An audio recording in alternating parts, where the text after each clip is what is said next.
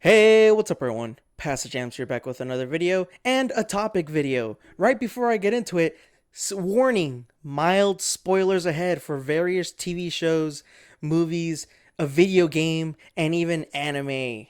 There goes your warning. I'm just letting you know right now. Nothing major, just mild spoilers. So, anyways, I came up with, ran across this topic and idea when I was going over what I could be more episodes of what I could be doing with the podcast. This is something that's quite relevant in my situation of like things that I'm doing now and kind of going, a little bit past music. Not saying it's going to be changes or anything. But I'm just trying to expand. Like I'm watching shows again, which is really wild to me because I'm not really a show person. Not because I don't like them. I just if I like a show, I won't stop. I won't stop until I'm done with it, and that's bad. I know binge watching things is actually bad for you, and kind of tires your brain, and you're just sitting there looking at a screen. But that's my case. I just won't stop if I enjoy something, and that's pretty much why I don't watch shows. But I've had my fair share of live action shows and animated shows like Invincible, and even anime like Tokyo Ghoul, Demon Slayer, and Dragon Ball Z. So the show that I'm well, you know what? I'll just get to it later. I'll start. The whole point of this video essentially is finding. I look back and you find various like hidden gems and maybe even popular music from artists that you don't even know about in various forms of media like shows, movies, video games. It's amazing to me how I look back and remember all these songs and artists that I was like, "What? That's fire." Like then you Shazam it or you look it up and boom, there you go. It is amazing how far music can go from just being a simple album release or an artist dropping a new hot single.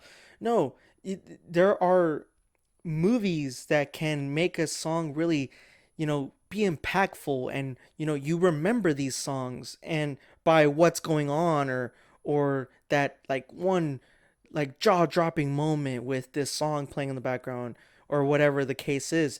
Like for example, I'll start off right off the bat with some anime. My favorite anime, Tokyo Ghoul. The opening track, Unravel by TK.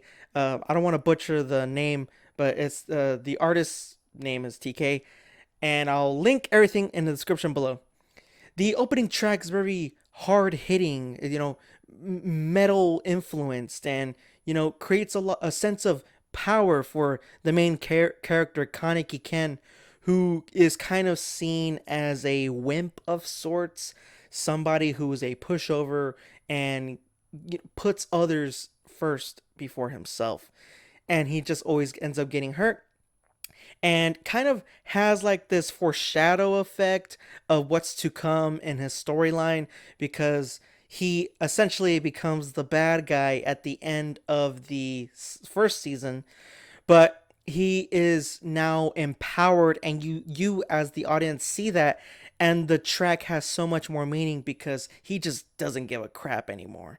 And there is also an acoustic version in Tokyo Ghoul Ru-A, which is season 2, that is even more like dramatic and kind of flips the song on its head completely, where you see the devastation of the main character and kind of like the issues between someone who loves him yet can't love him because of who he's become, and essentially sees him walk into his demise. I'll leave it at that.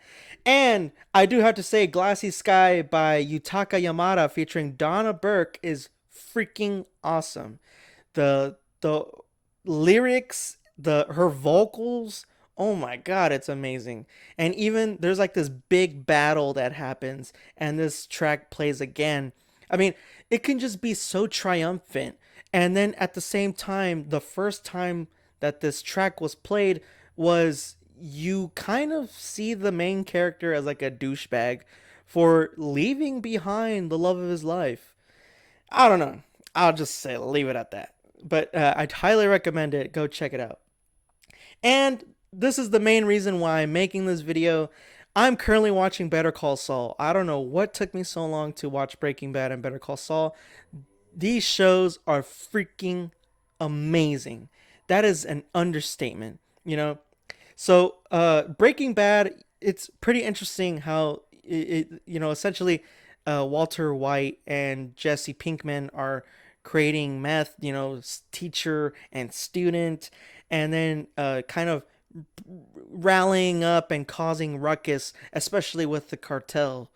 And if you don't know anything about cartel, like, I guess, like atmosphere or tone, or like what kind of like the whole spiel with it in Mexico, there's usually like songs called corridos that are about them, or members who have died or were captured, or whatever the case may be, and they become quite popular.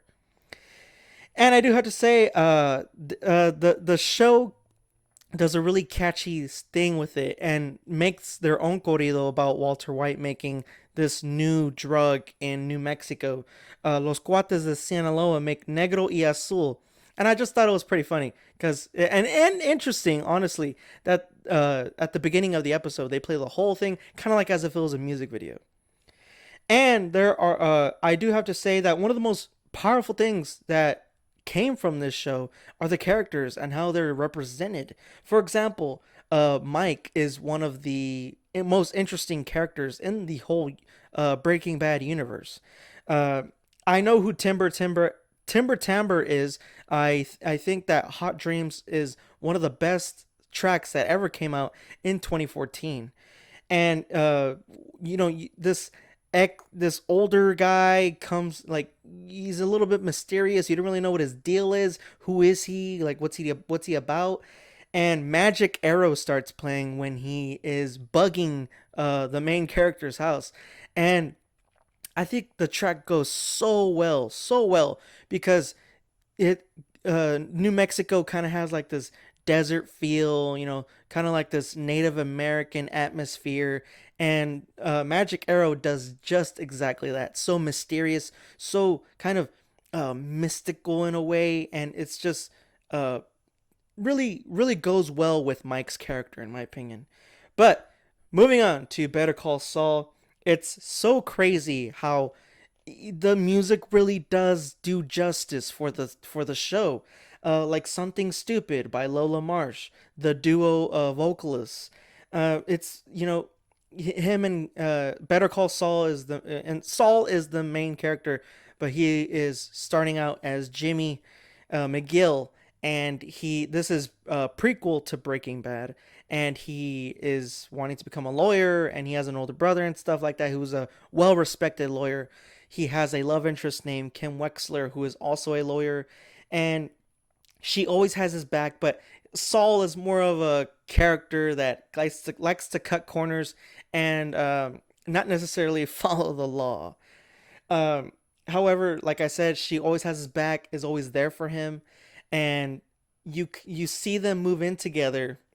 However, as he goes through with his life and kind of just running with the flow, you really do start to see the separation, and kind of like how watching just something fade away and grow apart. Even though there are moments where they're sitting right next to each other, there is literally a line between them. And it's crazy that how a song by Frank Sinatra that he sings with his daughter, a song that is, might I add, looked down upon and not really that popular, can be so moving. And you yourself as the listener think that this is a beautiful, romantic song, but with the context of what's being shown in front of you, it's really amazing and shocking, honestly.